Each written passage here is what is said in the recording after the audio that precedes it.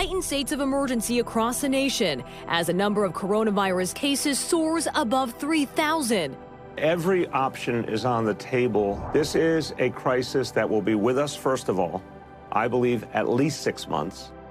When everything went chaos and we are now trying to figure out what we're doing and products not coming in, COVID was starting to hit Tennessee.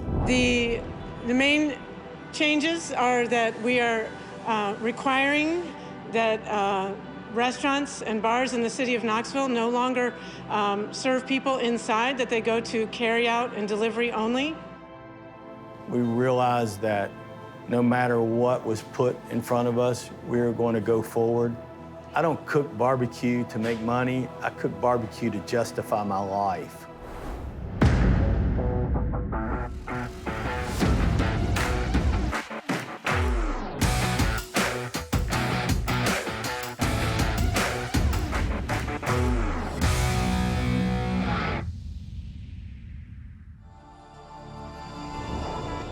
So in 2000, me and my neighbors, the Midases and the Kirbys, and my wife Cindy got together one evening, went out to dinner in February and said, hey, what can we do to get our community, our neighborhood together?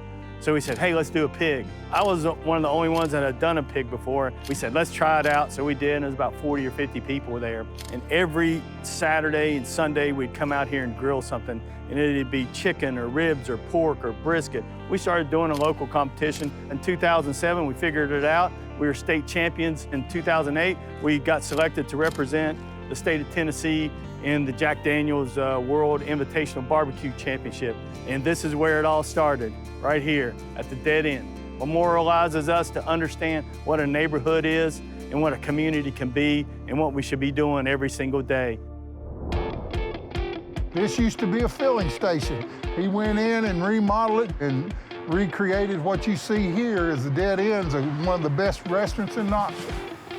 Number one, the quality of the food is outstanding, and the atmosphere, and there's just so many things about, you know, this building and him running this restaurant that are important to the community, and it's important to me because of our friendship.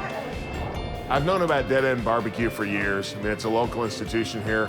I first met George just coming here, and he comes up and introduced himself one night, and it's something that we're really proud of in our community. And almost like Dead End BBQ and college football here in Knox County, they really complement each other, and they're both a big deal. Football, it's 40% of their business. I mean, this is a destination for them. I mean, we do radio shows here, and we're part of the fabric of the University of Tennessee. It just creates that family atmosphere, the party, the community. It's just a vital part of us. Knoxville is really a college town first and foremost, and the University of Tennessee is the catalyst. And this is really important to our community. You can't put a price on that. You know, they get up every day thinking about the University of Tennessee and the Vols. After our first starting of planning, I said, we need to be close to where we started. So we selected the street of where we are, and then we found this gas station. This was the central gathering area of what they call Pond Gap community. So we ended up buying this. I'm an architect by trade, and we started trying to figure out how we make this where we had an average person could come in and somebody of a higher echelon could come in and feel comfortable here. Some of the eclectic things that we started designing were, you know, just starting out with a seat.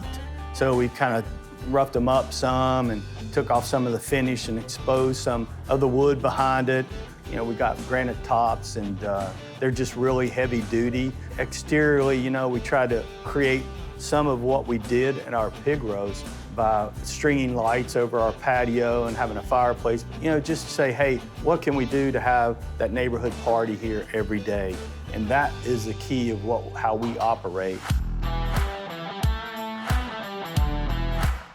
The food here is excellent. Of course, all your favorites like brisket and chicken, and I really like the tailgate nachos. This restaurant and George have been a gift to this community. He shares this place with everyone. He loves to provide the food for events and outings. It's a well-known story that we all love and appreciate. We embrace that. We've been open for less than a year, and ESPN comes in and does a show on us. CBS has done a show on us. We're the first barbecue restaurant ever to be featured on the SEC network, which is like, you know, huge. I mean, the South is barbecue, right? And we're the first ones. Before the pandemic, everything was booming around here. We had a packed house, to-go orders left and right, call-in orders for next days, caterings, a whole wedding season booked. It was business as usual. The day we found out the restaurant was going to close was very hard. It was a huge shock. We pretty much, I think it was around 3 o'clock, maybe earlier, and they said, you know, everyone has to be out. You can't do any more in-house dining. You know, you have the option to be terminated with the understanding your job would still be here. But, you know, if we can't get through this, dead end may not be a thing afterwards. You could hear a pin drop. I think they all knew what was going to happen in that meeting. But it was a scary moment for all of them because no one knew where to go to get a job at that point in time.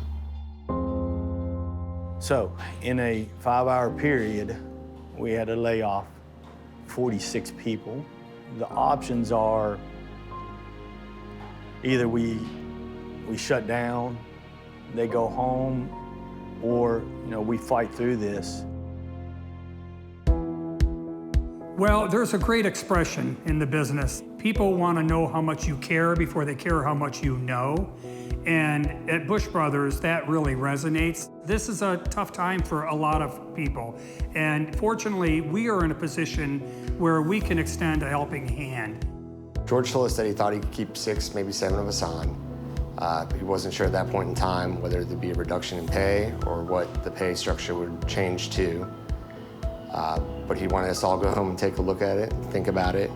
And the next morning, all 6 of us showed up and we went right back to work.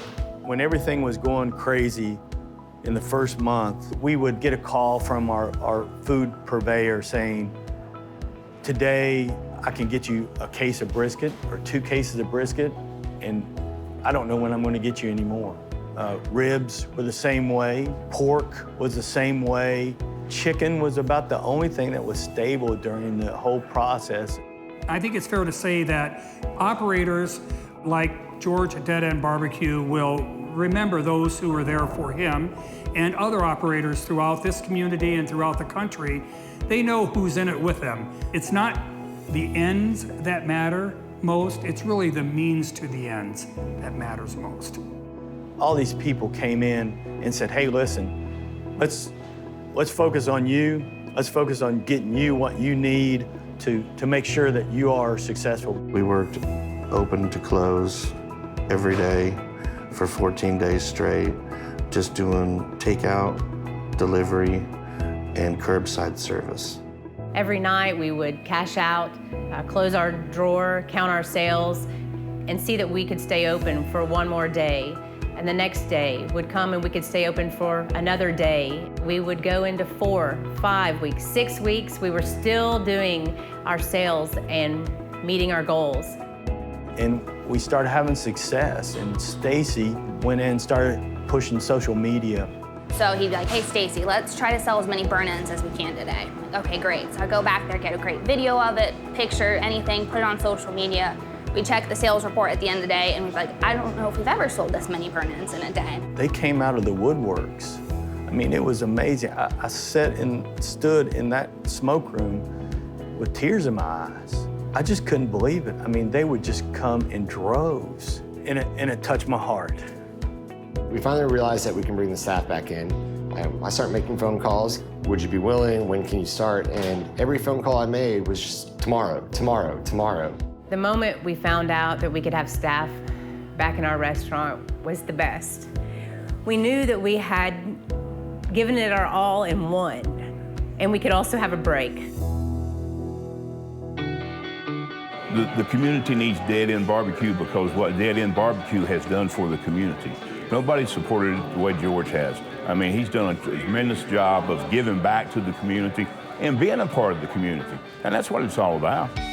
We can see where we were and how we've come back from this and how we're progressing forward and how we're going to go to the next level. And we hope that by the end of this year, everybody keeps on doing what they're supposed to be doing, we will be fully back and have the greatest comeback of all time. You know, I'm a dumb kid from West Virginia that was raised in a lower, economic situation, and it is just the greatest feeling I've ever had in my life. I mean, it's all about having respect, helping our neighbors out, and being good people.